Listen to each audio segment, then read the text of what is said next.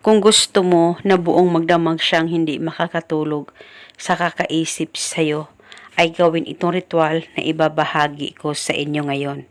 Lalong-lalo na ikaw ay binaliwala na niya at wala nang pakialam sa'yo ang mahal mo. At sobrang lungkot mo ngayon dahil sa ikaw ay binaliwala na talaga ng partner mo. At itong ritual na ibabahagi ko sa inyo ngayon ay makakatulong ito upang magkaayos kayong dalawa ng mahal mo at buong magdamag siyang hindi makakatulog sa kakaisip sa'yo. At isa itong paraan para maging okay at magkaayos kayong dalawa ng partner mo. Una, ang gagawin mo lamang bago ka matulog, kumuha ka lamang ng baso. Lagyan mo ito ng kalahating tubig. At pagkatapos, kumuha ka rin ng papel at panulat. Isulat sa papel ang kanyang tunay na pangalan at apelido ng 3 beses. At pagkatapos mo na itong masulat, ay tupiin ang papel o i-roll at ilagay ito sa baso na inihanda mo na may kalahating tubig. At nang malagay mo na ang papel, ay isunod mong ilagay ang 1 kutsarang asin.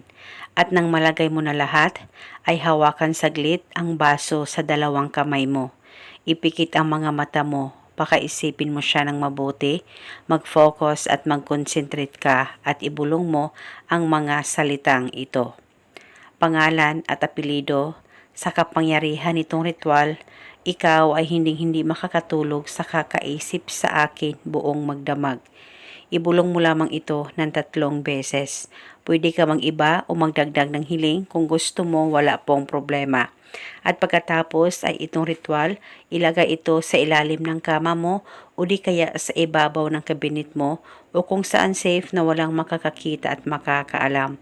At pwedeng hindi natakpan ang ritual at itago ito hanggang 3 araw. At pagkatapos ng 3 araw ay pwede mo na itong itapon. At kung gusto mo, pwede ka gumawa ulit, depende po sa inyo. At kahit okay na kayo, ay pwede mo pa rin gawin itong ritual, wala pong problema. Lalong-lalo na kung LDR kayong dalawa. At eto muna sa ngayon, maraming salamat po sa panunood. May God bless us all.